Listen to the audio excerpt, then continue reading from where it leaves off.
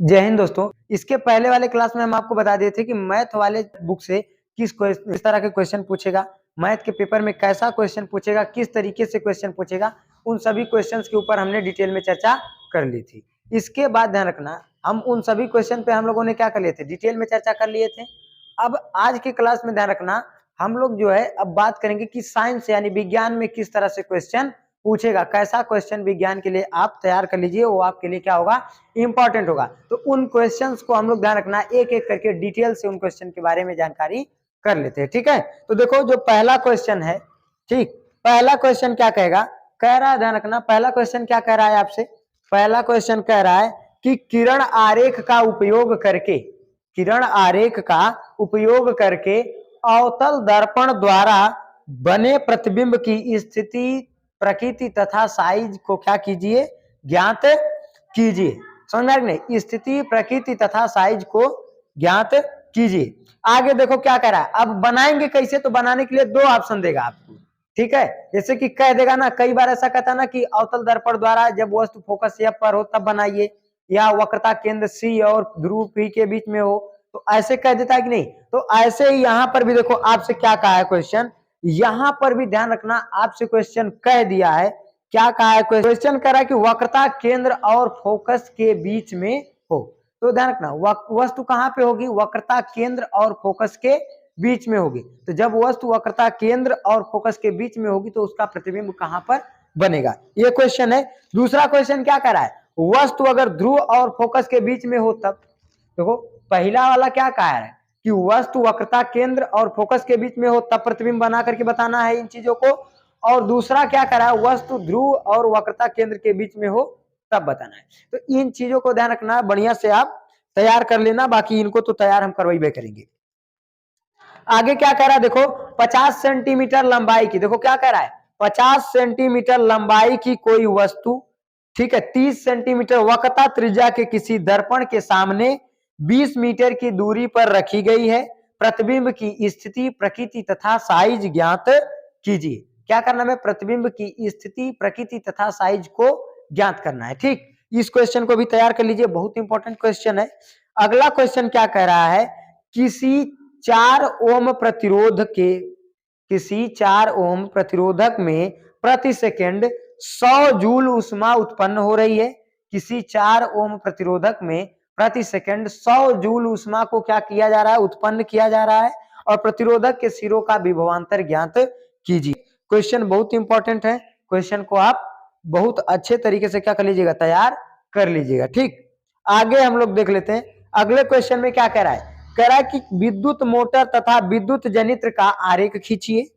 विद्युत मोटर तथा विद्युत जनित्र का क्या कीजिए, आरेख खींचिए, तथा इसके कार्य विधि का वर्णन कीजिए। ये बहुत इंपॉर्टेंट क्वेश्चन है, ध्यान रखना, ये क्वेश्चन बहुत तेज पूछता है। तो इस क्वेश्चन को आप जितना अच्छे से हो सके तैयार कर लीजिएगा, क्योंकि आपको चित्र बनाने के लिए या इसके कार्यविधि को लिखने के लिए आपसे दे देगा और जरूर पूछेगा। तो इस क्वेश्चन को भी आप अच्छे से तैयार कर लीजिए। अगला क्वेश्चन ध्यान रखना क्या कर रहा है कि दृष्टि दोष, ठीक, जैसे दृष्टि दोष में आता है ना, निकट दृष्टि दोष, दूर दृष्टि दोष, जरा दूर दृष्टिता, मोतिया बिंदु, ये सब चीजें आती है ना। तो ये भी चीजें बहुत इंपॉर्टेंट है पेपर के हिसाब से। तो इन चीजों को भी अच्छे से आप क्या कर लीजिए, तैयार कर लीजिए, क्योंकि ये चीजें जो है ऐसी चीजें हैं कि पेपर में जरूर पूछ देता है। ठीक है, आगे देखो क्या कह रहा है, अगला क्वेश्चन आपसे कह रहा है कि हमें आकाश में इंद्रधनुष वर्षा के बाद ही क्यों दिखाई देती है।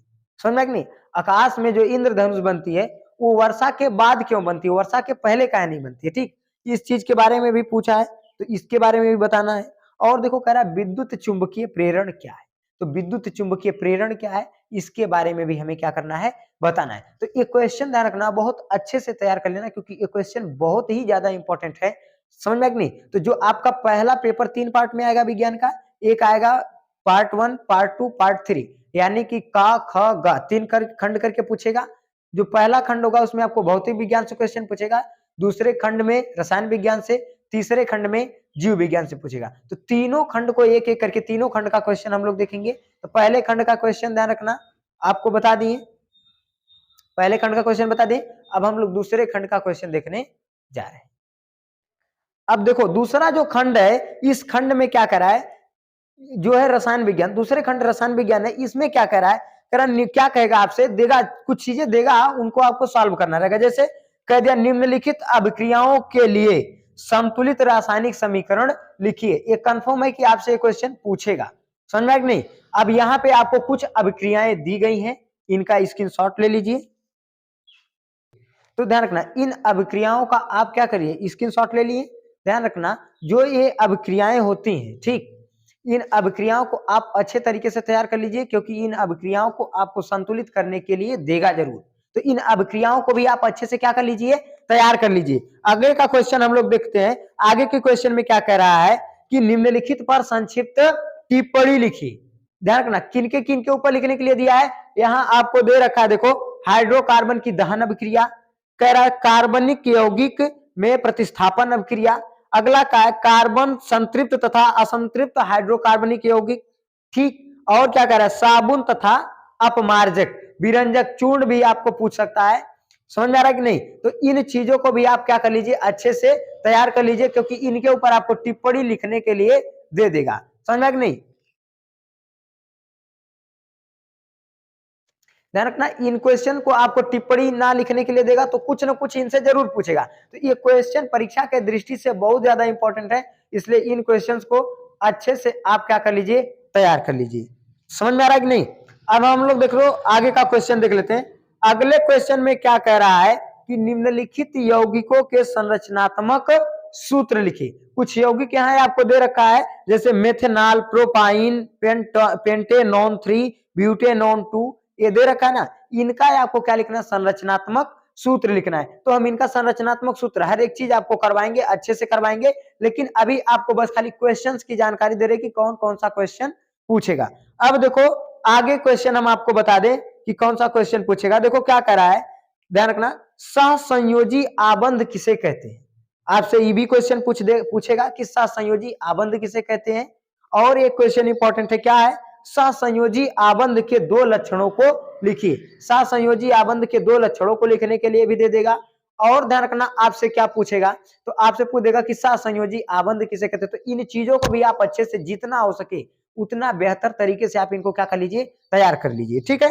आगे क्वेश्चन हम लोग देखते हैं क्या कह रहा है, निम्नलिखित के IUPAC नाम लिखिए, ठीक। ध्यान रखना, तो यहाँ आपको कुछ चीजें दिख रही होंगी, इनका क्या करना है, आपको IUPAC नाम लिखना है, ठीक। समझ में आ रहा है कि नहीं। तो इन चीजों का आप क्या कर लीजिए, IUPAC नाम तैयार कर लीजिए, लिख लीजिए। समझ में आ रहा है कि नहीं। ये चीजें बहुत इंपॉर्टेंट है, इनको बार बार कर रहे हैं इसीलिए क्योंकि ये चीज यही आपको पेपर में पूछा जाएगा। आप इनको जितना हो सके उतना अच्छे से रिपीट कर लीजिए। समझ में आ रहा है कि नहीं। आगे चले, अगला क्वेश्चन देखो, ये क्या पूछ रहा है, कठोर जल को साबुन से अपचारित करने पर झाग के निर्माण को समझाइए। जो कठोर जल होता है, समझ में आ रहा है कि नहीं, तो उस जो नलका से पानी निकलता है इसको क्या माना जाता है, कठोर जल माना जाता है। तो इस पानी में जब हम लोग साबुन को लगा करके कपड़े से रगड़ते हैं तो झाग बनता है कि नहीं। तो उस झाग किस तरीके से बनती है, उस प्रक्रिया को क्या करना है, समझाना है। तो इस प्रक्रिया के ऊपर भी हम लोग बात करेंगे और इसको भी हम आपको बताएंगे। आगे देखो क्या कर रहा है, एल्कोहल को परिभाषित कीजिए। एल्कोहल ध्यान रखना क्या होता है, कैसे बनता है, इसको भी बारे में आपको बताना है। तो इस चीज को भी हम आपको डिटेल में समझा देंगे, ठीक है। अब हम लोग देख लेते हैं पार्ट। अब देखो पार्ट 3 में जो आपको इंपॉर्टेंट क्वेश्चन है, इसमें इंपॉर्टेंट क्वेश्चन कौन कौन सा उसको देख लेते हैं। कह रहा है आक्सी तथा अनाक्सी क्रिया में, आक्सी तथा अनाक्सी श्वसन में अंतर बताइए। पहला क्वेश्चन, आक्सी तथा अनाक्सी श्वसन में अंतर बताइए। दूसरा है लसिका तथा रुधिर में दो अंतर लिखिए। लसिका और रुधिर में क्या लिखना, दो अंतर। कायिक जनन किसे कहते हैं, ये भी क्वेश्चन आपसे पूछेगा कि कायिक जनन किसे कहते हैं। कायिक जनन और कायिक प्रवर्धन एक ही बात होती है, ये भी क्वेश्चन आप तैयार कर लीजिए। आगे क्या कह रहा है, हृदय का कार्य क्या है। जो हमारे अंदर हृदय होता है इसका कार्य क्या है, तो आप पढ़े ही होंगे कि हृदय एक पंप की भांति होता है। समझ में आ रहा है कि नहीं। जो क्या करता है, निरंतर रक्त को, ध्यान रखना, शरीर के विभिन्न अंगों तक भेजने का काम करता है। इसमें एक ही साथ दो बार रक्त आता है, इसकी वजह से इसको द्वारा परिसंचरण तंत्र भी कहते हैं। तो इसके बारे में तो पूरा डिटेल में हमें चर्चा करनी ही है। तो इस क्वेश्चन सब क्या है, बहुत इंपॉर्टेंट है। अगला क्वेश्चन क्या कर रहा है, पाचक एंजाइमों के क्या कार्य है। पाचक एंजाइम जो होते हैं उनका मुख्य कार्य क्या है, इसके बारे में भी बताना है। आगे देखते हैं हम लोग, अगला क्वेश्चन क्या कर रहा है, रुधिर वाहिनियों के कितने प्रकार होते हैं, इनके बारे में बताना है।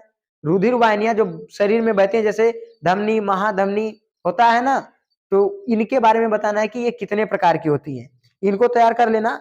अगला क्या कहा है, तंत्रिका तंत्र किसे कहते हैं या कितने प्रकार का होता है, नामांकित चित्र बनाकर इसका क्या कीजिए, बताइए इसके बारे में। तो तंत्रिका तंत्र के बारे में आप जानते ही है, ध्यान रखना, शरीर में सूचना कहीं भी एक स्थान से दूसरे स्थान तक अगर लेके जानी है तो वो तंत्रिका तंत्र के द्वारा ही संभव हो पाती है। तो इसके बारे में बताना है, इसका चित्र बनाना है, पूरे तरीके से बताना है, ठीक।